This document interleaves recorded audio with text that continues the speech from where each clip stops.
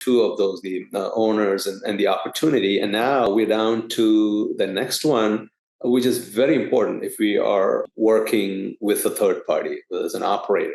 Right. So for me, in my case, I don't have the expertise in construction management. So we have an operator who has other experience too. Right. The operator becomes important. I've been, working with other operators with whom I have investment. I have invested as a limited partner with many operators. And so I have a sense of who is good, who is not by now. And so that process of understanding who the better operator is a lot of the times it is trial and error, but you could also leverage people like us who've been in the industry for a while now. When I came in, I didn't have that network, but now I do, and people like who are coming in can leverage this. But for the operator, I think some of the things we need to look for, the key thing in my mind is the ethics part of it. So the ethical operator is becoming, more and more important because of what you're seeing these days. I think I would have shared at least one or two situations where large operators did what they should not be doing with other people's money. Right. So we would call them never events in the investment world. So last week there was a group in Dallas which had raised about 130 million, and they were taking money from the investors who came in the beginning, and they were handing that money over to the investors who came in. Taking money from the new investors and then paying out the investors who came in early, saying that, hey, this is a profit from your earlier investments. So that is typically the definition of a Ponzi scheme. And so now we have a lot of unregulated situation going on with the funds. So there are evergreen funds these days, which in my mind leaves a lot of room for going down the slippery slope. Let me just check in if Sean, are you on? Yes, I'm here. Okay, Sean, so maybe when the topic of ethics and funds, Sean is one of the best securities attorney out here in Texas, and also a very big proponent of taking on ethical operators. So Sean, maybe you can talk a little bit about what's going on in the fund world, and at a high level, what is the difference between an open-ended fund and the closed fund, so that people understand where that is going, and if you see any concern with the evergreen fund. So. Absolutely. First, thank you very much for the warm introduction. It's great to meet everyone. As it relates to first an open-ended versus a closed-end fund, the best way to think about that is that if it's open-ended, it essentially means, and I'll just put this in layman's terms, is that you're going to be sending money to a sponsor who's going to be opportunistic about trying to find deals. Right. So really, your money in those cases is often not tied to a particular property, and it's actually tied to the success of the managers. Now, that's not an uncommon structure at the institutional level.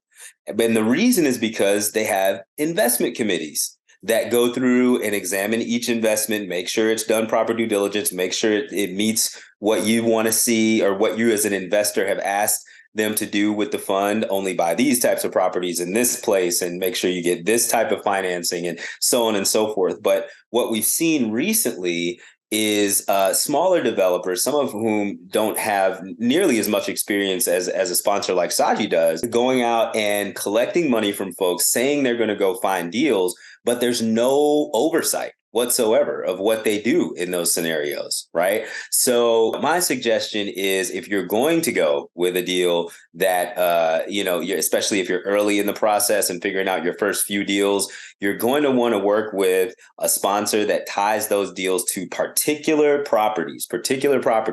And if there's anything outside of that, they better have a wealth of experience to back it up.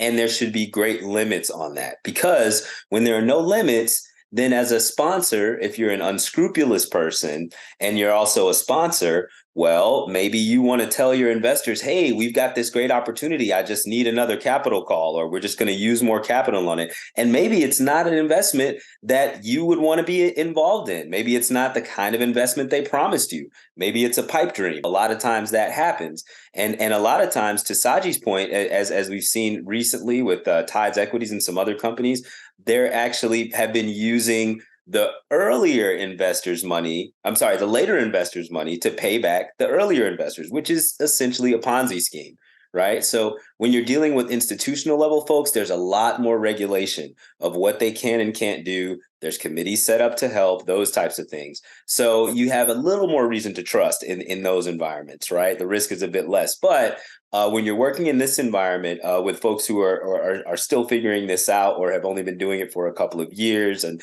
it's always best to invest in something that's backed by an asset so that if something goes wrong, you have some value you can access to at least try to get yourself made whole, right? So if you know that all the money you gave, the vast majority of it went into a particular property, well, then you and those investors can sue and foreclose on that property, even if the investors, or even if the sponsors ended up being unscrupulous people. So I do think that evergreen funds should be left to folks who understand them and who have the many years of experience it takes and the oversight and regulation to be able to administrate them properly.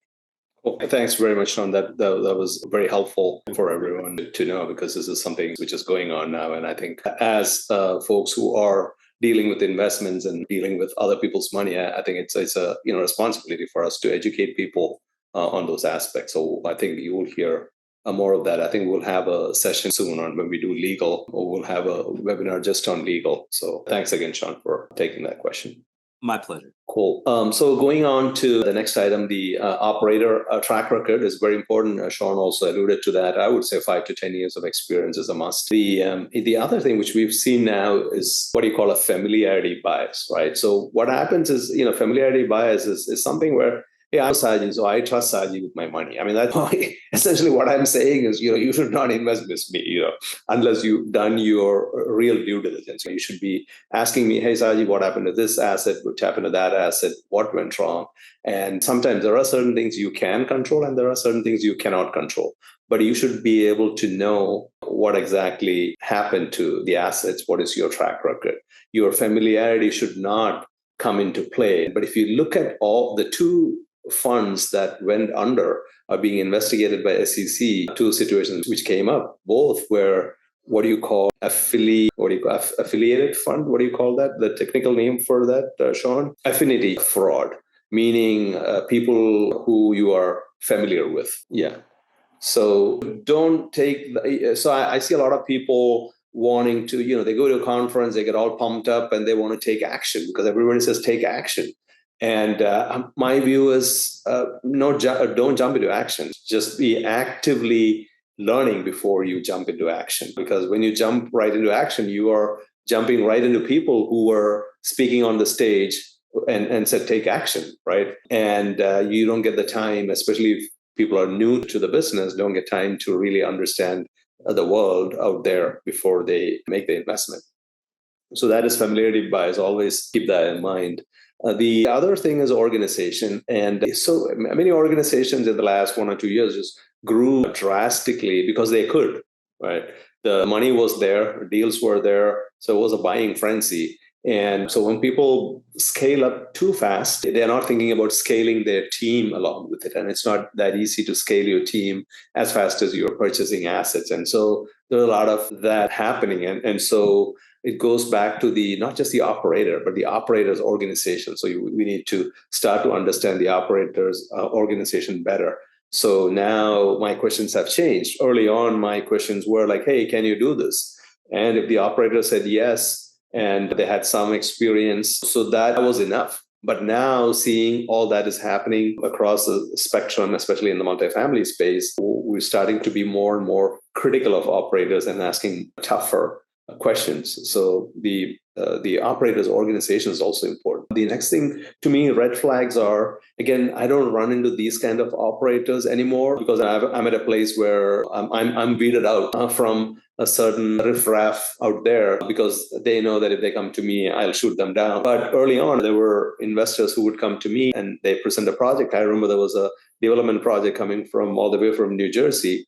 And they had everything down. They had a private placement memorandum and all that. And I asked them a simple question: is this a 506B or a 506C? And they didn't have an answer. And then I asked them who their attorney was. And they said, yeah, attorney is part of our team, one of the investors. And so it was a little vague. So the legal element of all this has to be very clear when people come to you. So to me, the fact that they didn't know whether this was a 506B or C, which is the basics of if you're going out to raise capital from people, to me, that was a red flag. So I would say for anything these days, it's good to get a legal review, and it's not that expensive as people think it is to get a legal review. So get an attorney who can do a quick review of the documents that come to you. So any offering or an operator whose legal is not clear, you need to stay away from those who don't respond to you in a timely manner, or when you ask questions about an offering, they're not very forthright. So that is the other big thing to be worried about if you're talking to the operator. But I shouldn't say if you're talking to the operator, you must be talking to the operator. Any operator who reaches out to you, you should be talking to them and asking questions about track record and ask for referrals as to who worked with them in the past, to who are their other investors, and talk to them, because that'll be very critical. So that is a part of the due diligence that you can and must do. And so reach out to people who've been in the industry for a while. So they will be able to share a lot of this in private.